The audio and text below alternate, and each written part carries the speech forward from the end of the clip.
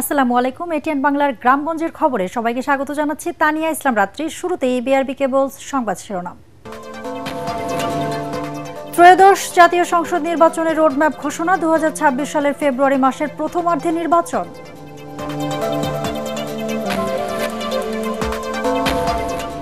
চট্টগ্রাম বিশ্ববিদ্যালয় ছাত্র সংসদ নির্বাচনের তফসিল ঘোষণা। ভোট গ্রহণ 12 অক্টোবর। জাকসুতে প্যানেল ঘোষণা ছাত্র দলের। ভিপি পদে লড়বেন শেখ সাদী, জিএস পদে তানজিলা হুসাইন। 5 দফা দাবিতে দেশের সব ইঞ্জিনিয়ারিং বিশ্ববিদ্যালয়ে চলছে কমপ্লিট শাটডাউন। ক্লাস সহ সব কার্যক্রম বন্ধ। দাবি মানা না হলে কঠোর কর্মসূচির ঘোষণা। এবং ঝিনাইদহের শৈলকুপা ইসলামী ব্যাংকের এজেন্ট শাখায় চুরি। খুলনায় সাউথ বাংলা এগ্রিকালচার ব্যাংক থেকে টাকা আত্মসাতের ঘটনায় দুদকের মামলা।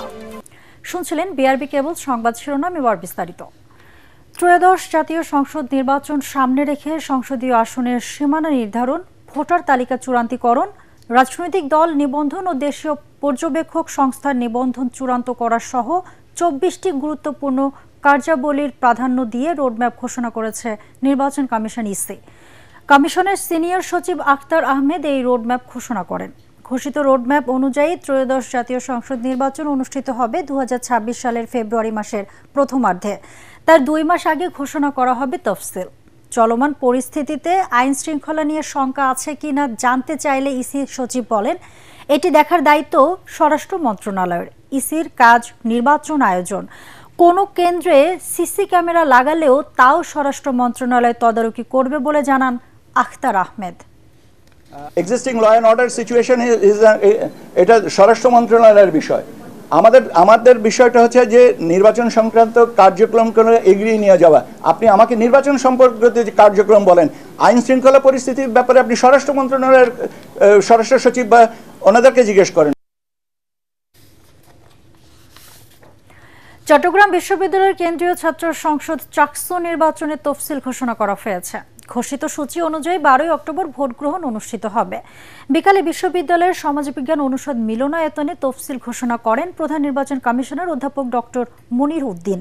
তফসিল অনুযায়ী 14 থেকে 16 সেপ্টেম্বর মনোনয়নপত্র বিতরণ, 17 সেপ্টেম্বর মনোনয়নপত্র জমা দেওয়ার শেষ তারিখ, 21 সেপ্টেম্বর প্রাথমিক প্রার্থী তালিকা প্রকাশ, 23 সেপ্টেম্বর প্রার্থিতা প্রত্যাহারের শেষ সময় এবং 25 সেপ্টেম্বর চূড়ান্ত প্রার্থী তালিকা প্রকাশ। 12 অক্টোবর সকাল 9টা থেকে বিকাল 4টা পর্যন্ত ভোট গ্রহণ শেষে তাৎক্ষণিকভাবে গণনা ও ফলাফল ঘোষণা করা হবে। এর আগে সর্বশেষ 1990 সালের 8 নভেম্বর চাকসু নির্বাচন অনুষ্ঠিত হয়েছিল।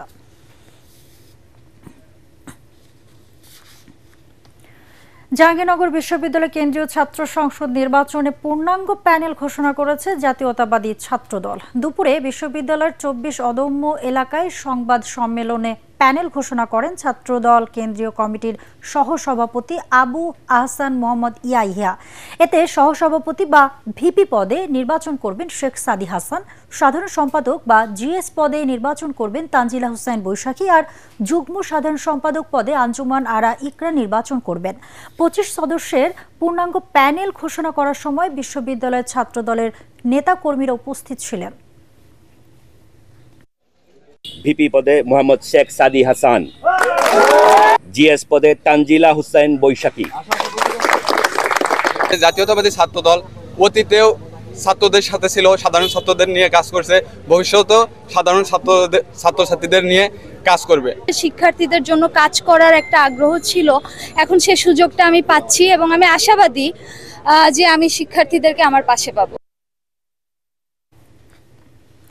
5 দফা দাবিতে দেশের সব ইঞ্জিনিয়ারিং বিশ্ববিদ্যালয়ে চলছে কমপ্লিট শাটডাউন কর্মসূচি। এরই অংশ হিসেবে চট্টগ্রাম প্রকৌশল ও প্রযুক্তি বিশ্ববিদ্যালয়ে বন্ধ থাকে ক্লাস, পরীক্ষা সহ সব একাডেমিক কার্যক্রম। ক্যাম্পাসে বিরাজ করে শুনশান নীরবতা। শিক্ষার্থীরা বলছেন, তাদের যৌক্তিক দাবি মেনে নেওয়া না হলে পরবর্তী সময়ে আরও কঠোর কর্মসূচি নেওয়া হবে। এর আগে বুধবার বিকালে ঢাকায় প্রকৌশল শিক্ষার্থীদের উপর হামলার প্রতিবাদে নগরীর 2 নম্বর গেট এলাকায় সড়ক অবরোধ করে চুয়েট শিক্ষার্থীরা। এ সময় কয়েক ঘন্টা যান চলাচল বন্ধ থাকে। নাটোরে ক্লাস বর্জন করে অবস্থান কর্মসূচি, মানববন্ধন ও বিক্ষোভ মিছিল করেছেন সেনা প্রকৌশল ও প্রযুক্তি বিশ্ববিদ্যালয়ের শিক্ষার্থীরা। সকালে শিক্ষার্থীরা ক্লাস বর্জন করে প্রশাসনিক ভবনের সামনে অবস্থান নেন। পরে ক্যাম্পাসে মানববন্ধন শেষে বিক্ষোভ মিছিল নিয়ে সেনানিবাস মোড় হয়ে দয়ারামপুর বাজার এলাকা প্রদক্ষিণ করেন তারা। প্রকৌশল শিক্ষার্থীদের উপর পুলিশের হামলার প্রতিবাদে খুলনা বিশ্ববিদ্যালয়ের ইলেকট্রনিক্স অ্যান্ড কমিউনিকেশন ইঞ্জিনিয়ারিং ডিসিপ্লিনের শিক্ষার্থীদের উদ্যোগে ক্যাম্পাসে মানববন্ধন অনুষ্ঠিত হয়েছে। এতে বিশ্ববিদ্যালয়ের শিক্ষকরা যোগ দিয়ে একাত্মতা ঘোষণা করেন।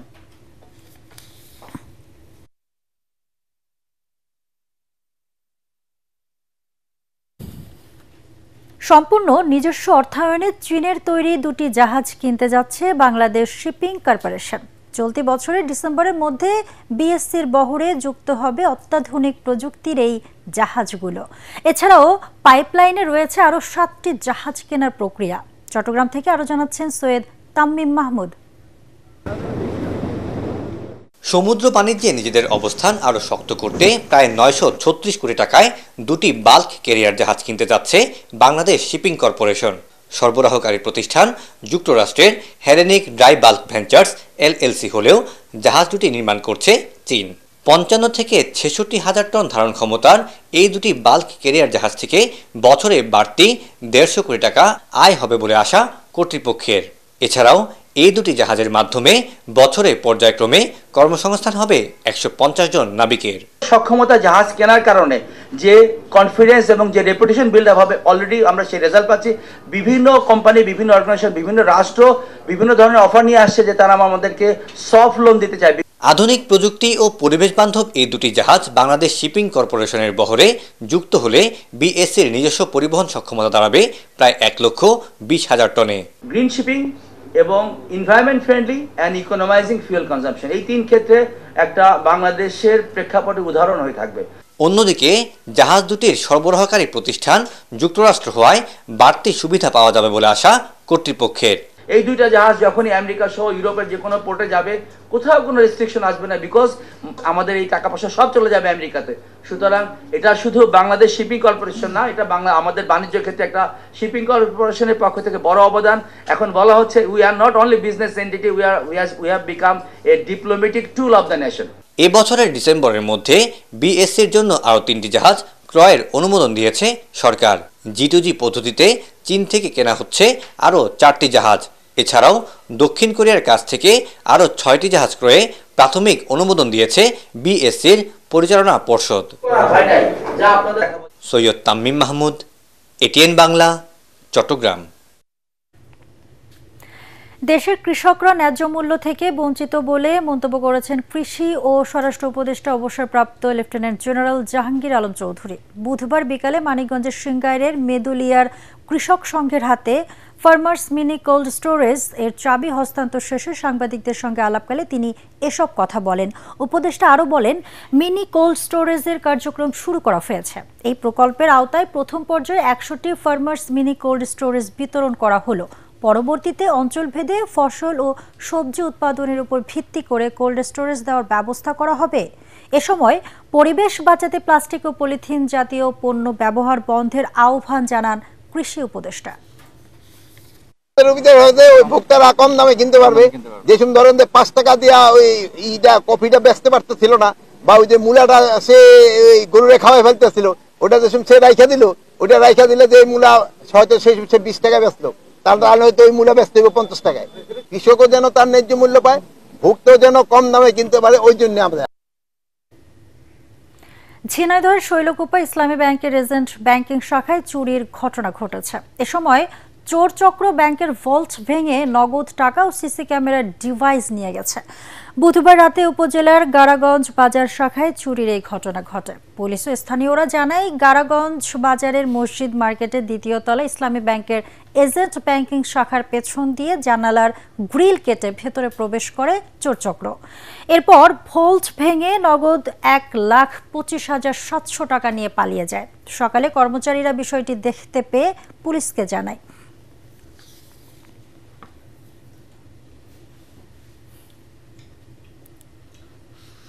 এদিকে south Bangla agriculture and commerce bank Khulna শাখার ভল্ট থেকে নগদ $10.5 লাখ ও $3,000 আত্মসাতের ঘটনায় দুর্নীতি দমন কমিশন সমন্বিত জেলা কার্যালয়ে মামলা দায়ের করা হয়েছে। মামলায় ব্যাংকের ক্যাশ ইনচার্জ মোহাম্মদ জুন্নুরাইন সিদ্দিকী ওরফে তানভীর ও সাপোর্ট স্টাফ SM মুহাইমিনুল ইসলাম ওরফে মিঠুকে আসামি করা হয়েছে। দুদকের উপসহকারী পরিচালক মহসিন আলী বাদী হয়ে মামলাটি দায়ের করেন। ভারতে অবৈধ অনুপ্রবেশের দায়ে 3 বছর কারাভোগের পর দেশে ফিরেছেন 17 বাংলাদেশি কিশোর কিশোরী। বুধবার রাতে বেনাপোল সীমান্তের চেকপোস্ট দিয়ে দেশে ফেরে তারা। এর আগে কলকাতায় বাংলাদেশের সহকারী হাইকমিশনার তাদের নাগরিকত্ব যাচাই শেষে দেশে প্রত্যাবাসনের জন্য ভারত সরকারের কাছে অনাপত্তি সনদ দেয়। বিশেষ ট্রাভেল পারমিটের মাধ্যমে পেট্রোপোল ইমিগ্রেশন পুলিশ ওই কিশোর কিশোরীদের বাংলাদেশের কাছে হস্তান্তর করে। 3 বছর আগে অবৈধ অনুপ্রবেশের দায়ে কলকাতা থেকে ওই কিশোর কিশোরীদের গ্রেফতার করা হয় এবং আদালত তাদের সাজা দেয়। দীর্ঘ 2 যুগের প্রতীক্ষা কাটিয়ে অবশেষে যাত্রা শুরু করতে যাচ্ছে বগুড়া বিজ্ঞান ও প্রযুক্তি বিশ্ববিদ্যালয়। উপাচার্য জানায়, অস্থায়ী ক্যাম্পাসে শিগগিরই শুরু হবে শিক্ষার্থী ভর্তি। বিশ্ববিদ্যালয়ের একাডেমিক কার্যক্রম শুরু হলে দেশের 55তম বিশ্ববিদ্যালয় হিসেবে বগুড়া সহ উত্তরবঙ্গের মানুষের উচ্চশিক্ষায় নতুন দিগন্ত উন্মোচিত হবে, এমনটাই প্রত্যাশা এলাকাবাসীর। বগুড়া প্রতিনিধি আজিজুল হাকিম রুমনের রিপোর্ট, জানাচ্ছেন ফারিন ইসলাম টুম্পা। দীর্ঘ 24 বছর পর অবশেষে আলোর মুখ দেখতে যাচ্ছে বগুড়া বিজ্ঞান ও প্রযুক্তি বিশ্ববিদ্যালয়। শুরু হচ্ছে একাডেমিক কার্যক্রম। সম্প্রতি শিক্ষার্থীদের পাঠদানের জন্য 3টি বিভাগ চালুর অনুমোদন চেয়ে বিশ্ববিদ্যালয় মঞ্জুরি কমিশনের কাছে আবেদন করেছে বিশ্ববিদ্যালয় কর্তৃপক্ষ। শিগগিরই ভর্তি কার্যক্রম শুরু করা যাবে আশা উপাচার্যের। আশা করি যে এর মধ্যে দিয়ে এই সাবজেক্টগুলোর মধ্যে দিয়ে সায়েন্স অ্যান্ড টেকনোলজির যে প্রক্রিয়া সেটা শুরু হবে এবং ইনশাল্লাহ আমরা একটা আন্তর্জাতিক মানের বিশ্ববিদ্যালয় গড়ে তুলতে পারব। 2001 সালে জাতীয় সংসদে আইন পাশের মধ্য দিয়ে বিশ্ববিদ্যালয় প্রতিষ্ঠার অনুমোদন পেলেও নানা কারণে থমকে যায় এর বাস্তবায়ন। 2023 সালে আইন বাস্তবায়নের জন্য সরকার SRO জারি করে। চলতি বছর উপাচার্য নিয়োগ দেয় সরকার। সবশেষ বগুড়ার ভোকেশনাল টিচার্স ট্রেনিং ইনস্টিটিউটকে অস্থায়ী ক্যাম্পাস হিসেবে ব্যবহারের জন্য চুক্তি হয়। এদিকে বিশ্ববিদ্যালয় প্রতিষ্ঠার দীর্ঘদিনের দাবি পূরণ হওয়ায় খুশি স্থানীয় শিক্ষার্থী ও অভিভাবকরা। বগুড়া একটি পূর্ণাঙ্গ সরকারি একটা বিশ্ববিদ্যালয় হয়ে যায় তাহলে মনে হয় যে এই উত্তরবঙ্গের যারা আমরা আছি শিক্ষার্থী, তারা যে আমরা ঢাকামুখী হচ্ছি, এই ঢাকা থেকে চাপটাও যেমন কমবে, তার পাশাপাশি আমরা একটা মানসম্মত শিক্ষার একটা সুযোগ পাবো এখানে। মানে সায়েন্স ব্যাকগ্রাউন্ডের স্টুডেন্টগুলো এরা আরও ওদের স্কিল ডেভেলপমেন্ট করার আরও ভালো চান্স পাবে। আমরা খুবই আনন্দিত এবং আমরা খুবই উচ্ছ্বসিত যে বগুড়া একটি বিজ্ঞান ও প্রযুক্তি বিশ্ববিদ্যালয় স্থাপিত হচ্ছে। বিশ্ববিদ্যালয় কার্যক্রম চালাতে এখন পর্যন্ত 4,67 লাখ টাকার বরাদ্দ পাওয়া গেছে বলে জানালেন জেলা প্রশাসক। বিশ্ববিদ্যালয়ের স্থায়ী ক্যাম্পাসের জন্য জায়গাটা এখনো আমরা ফাইনাল করি নাই, কারণ এটা আইনের মধ্যে একটা জায়গার কথা লেখা আছে। এখন বগুড়ার যে সাধারণ জনগণ আছেন এবং যারা জনপ্রতিনিধি আছেন তাদের সমন্বয়ে জায়গা দেখা হবে। স্থায়ী ক্যাম্পাস প্রতিষ্ঠা করে বিস্তৃত পরিসরে বিশ্ববিদ্যালয়ের কার্যক্রম শুরুর দাবি এলাকাবাসীর। Bureau report, ATN Bangla. চাঁদপুরের মেঘনা নদীতে আবারও শুরু হয়েছে অবৈধভাবে বালু উত্তোলন, আর এতে হুমকির মুখে পড়েছে বেড়িবাঁধ সহ আশেপাশের মানুষের জনজীবন। ভুক্তভোগীরা জানান, গত 1 মাস ধরে রাতভর ড্রেজার দিয়ে নির্বিচারে তোলা হচ্ছে বালু। চাঁদপুর সদরের ইব্রাহিমপুর, হাইমচরের নীলকমল, মতলব উত্তরের 60 নল, দশানী, নাসিরার চর, বোরচর, লালপুর, খাসকান্দি ও নাসিরাকান্দি সহ বিস্তীর্ণ এলাকায় প্রতিদিন চলছে এই অবৈধ কার্যক্রম। প্রভাবশালীদের বেপরোয়া এই কর্মকাণ্ডে মেঘনা ধনাগোদা সেচ প্রকল্পের বাঁধ ভেঙে যাওয়ার আশঙ্কা দেখা দিয়েছে। এভাবে চলতে থাকলে কিছুদিনের মধ্যেই পুরো এলাকা নদী ভাঙনের কবলে পড়বে বলে জানিয়েছেন স্থানীয়রা। নারায়ণগঞ্জে অতিরিক্ত করারোপ না করে ও রাজস্ব খাত সৃষ্টির লক্ষ্যমাত্রা নিয়ে 2025-26 অর্থ বছরের বাজেট ঘোষণা করেছে নারায়ণগঞ্জ সিটি কর্পোরেশন।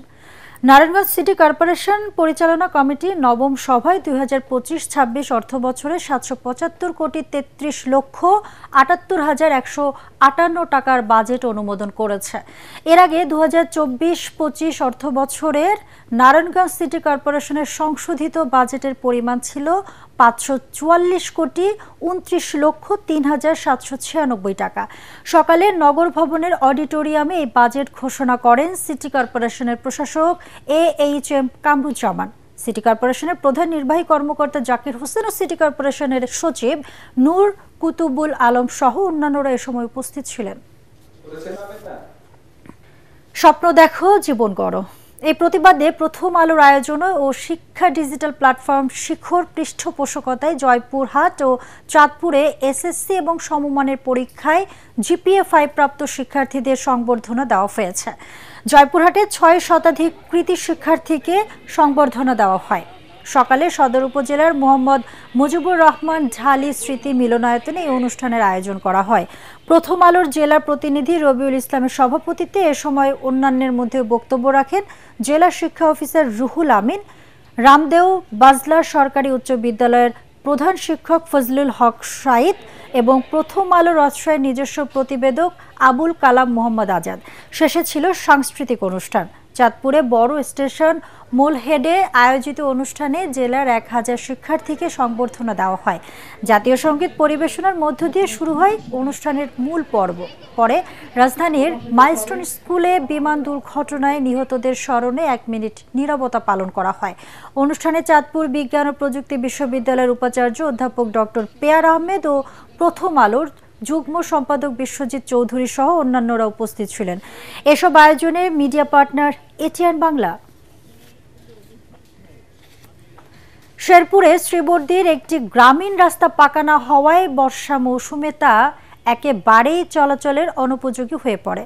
ভুক্তভোগীরা জানান, তাঁতিহাটি ইউনিয়নের কোন্টিপাড়া মোড় থেকে উত্তর ঘোনাপাড়া মোড় পর্যন্ত প্রায় 2 কিলোমিটার কাঁচা রাস্তা দিয়ে দীর্ঘ 30 বছর ধরে কষ্ট করে চলাচল করছেন 5 গ্রামের কয়েক হাজার মানুষ। প্রতিদিন এই রাস্তা দিয়ে স্কুল, কলেজ ও মাদ্রাসার শিক্ষার্থী সহ এলাকার কৃষকরা তাদের উৎপাদিত ফসল হাট বাজারে নিয়ে যান। শুকনো মৌসুমে কোনো রকমে চলাচল সম্ভব হলেও বর্ষা এলে রাস্তাটি কাদা পানিতে একাকার হয়ে যায়। তাই জনদুর্ভোগ লাঘবে রাস্তাটি দ্রুত পাকা করার দাবি এলাকাবাসীর।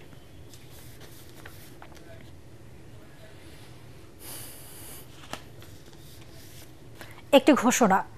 এটিএন বাংলার নাম ব্যবহার করে সাংবাদিক পরিচয়ে কতিপয় ব্যক্তির বিরুদ্ধে সংবাদ সংগ্রহের নামে দেশের বিভিন্ন স্থানে চাঁদাবাজির অভিযোগ পাওয়া যাচ্ছে। এই ধরনের চাঁদাবাজ ও ভুয়া নাম ব্যবহারকারীদের নিকটস্থ থানায় সোপর্দ করার জন্য অনুরোধ জানাচ্ছে এটিএন বাংলা কর্তৃপক্ষ। এছাড়াও প্রতিষ্ঠানটিতে সাংবাদিক ও জনবল নিয়োগের ভুয়া বিজ্ঞাপন দিয়ে একটি চক্র প্রতারণা করছে। বর্তমানে এটিএন বাংলায় কোনো ধরনের নিয়োগ প্রক্রিয়া চলছে না। নিয়োগ নিয়ে কারোর সাথে আর্থিক লেনদেন না করার অনুরোধ জানাচ্ছে এটিএন বাংলা কর্তৃপক্ষ। দর্শক, পরবর্তী সংবাদ দেখার আমন্ত্রণ জানিয়ে এখনকার মতো শেষ করছি। এটিএন বাংলা সংবাদ ইউটিউবে দেখতে ব্রাউজ করে youtube/ATN বাংলা নিউজ। ধন্যবাদ সবাইকে।